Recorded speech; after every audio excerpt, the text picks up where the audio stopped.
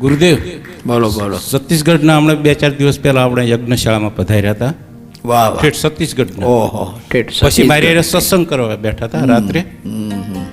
પછી એને મને વાત કરી, મેં કહ્યું તમને કેવી રીતે અહીંયા આ ક્ષેત્ર ઓળખાણ કેવી રીતે તમે અહીંયા આવ્યા?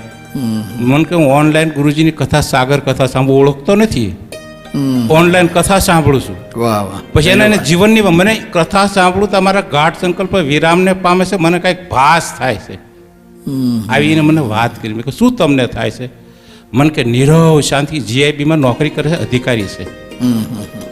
તો એને મારે સત્સંગમાં ઘણી લગણ બેઠા હતા ત્યારે એને મને અનુભવની વાત કરી કે જેવું શાસ્ત્રમાં લખ્યું છે પ્રગટ ભગવાન હતા જેવું સુખ હતું એવું અત્યારે વર્તમાન કાળે પણ થાય છે.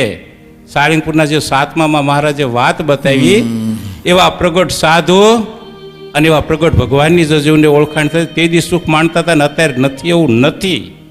અત્યારે પણ સુખ લોકો માણી રહ્યા. વાહ વાહ. ઠેઠ છત્તીસગઢથી બોલો. મહારાજે આમ તો લખ્યું છે સારંગપુરના 10મામાં કે એવા ભગવાનના ભક્ત હોય ને એનાથી ભગવાનને ભગવાનનું ધામ અણુ માત્ર દૂર નથી. તો આપણી ભાવના જોઈ તો ઠાકોરજી આપણને બધું મહા આનંદ સુખ આપે. શું નામ હતું એમનું? અચ્છા. અહીંયા છે મૂળ કચ્છના, પણ 4 પેઢીથી ત્યાં રહે છે ને ઓનલાઈન ઉપર જ એને કથા સાંભળી છે. ક્યારેય દર્શન કર્યા, કોઈને ઓળખતા નથી. વાહ વાહ. 2 માણસ આવ્યા હતા ને 2 દિવસ અહીંયા રોકાણા હતા. એ ચતુરભાઈને ને એમના ધર્મપત્નીને એમના પરિવારને ખૂબ ખૂબ ધન્યવાદ લાખો લાખો કે અહીંયા રહ્યા થકાય પણ ભગવાનની કથા સાંભળે છે.